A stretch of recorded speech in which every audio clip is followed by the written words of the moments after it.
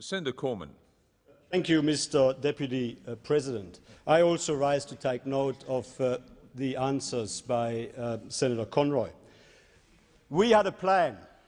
We had a plan to ensure access to fast and affordable broadband to 99% of the Australian population by the end of 2009. 99% of Australian households and small business. We had a plan to extend fast and affordable broadband to regional Australia. Labor has scuttled that plan. Labor replaced that plan with a vague, city-centric promise of a national broadband network which will cost Australians an arm and a leg. Not just the $4.7 billion that is in Labor's policy, but between $897 million and $1.4 billion in additional costs to be incurred by Australian families. Our plan with $958 million investment. Senator Cormann, Senator Bishop, you've had your go. Senator Cormann is entitled to be heard in silence. Senator Cormann. Senator Cormann. Our plan with a $958 million investment would have delivered better broadband coverage to almost 900,000 people across Australia. But we have a minister.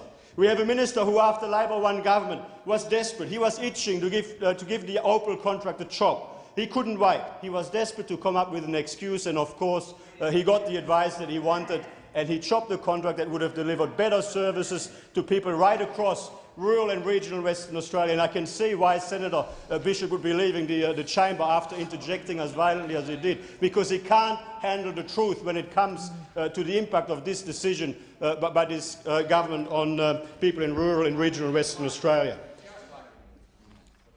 It was a cruel blow to rural and regional Western Australia indeed. Now, I mean, we get this constant song now, lazy song, from the government that is already starting to become arrogant, that we didn't do anything over 12 years. We didn't do a thing on broadband.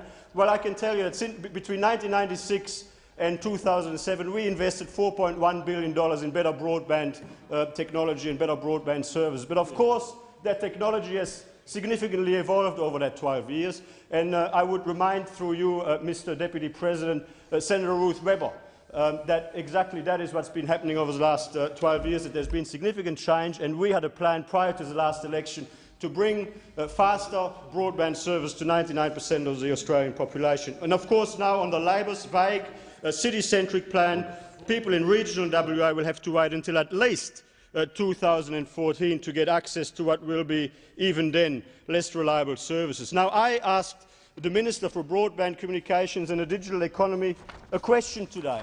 I asked him, isn't it the case that Australian families will have to pay between $897 million and $1.4 billion more a year to access high-speed broadband services under Labor's broadband network? He looked at me blankly. He didn't know what I was talking about. He said, well, can you perhaps give me some explanation as to what you're talking about? Well, I draw his attention to the study by the Centre for International Economics with offices in Canberra and Sydney, which released a report in June 2008, the Telstra return on a national network, community impacts. And here, I'll quote out of an article in the Herald Sun of the 5th of June, which I urge the Minister to have a close look at. We clearly have a Minister that is not on top of his portfolio, because when I asked him a very simple question, how much is this going to cost every year to Australian families, he was not able to answer it. Now here, consumers and the economy would be $897 million worse off if Telstra builds a national broadband network, according to an economic report.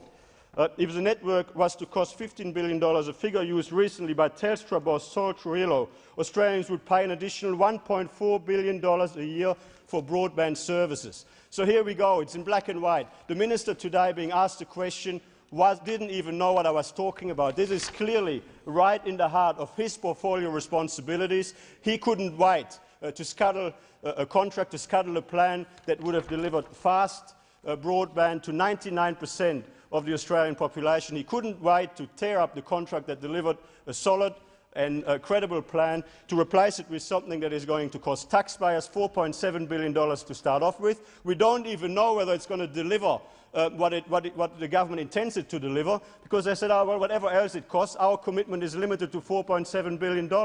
Well, whether it's 15 or $25 billion, no idea. I had no impression that the government had done any serious modelling to assess the impact on Australian families, to assess whether their plan had any financial or fiscal credibility in terms of actually implementing it. And here we've got a study by the Centre for International Economics, which actually tells us that consumers, Australian families, Australian working families, your time has between expired, 897 Senator million. Cormann.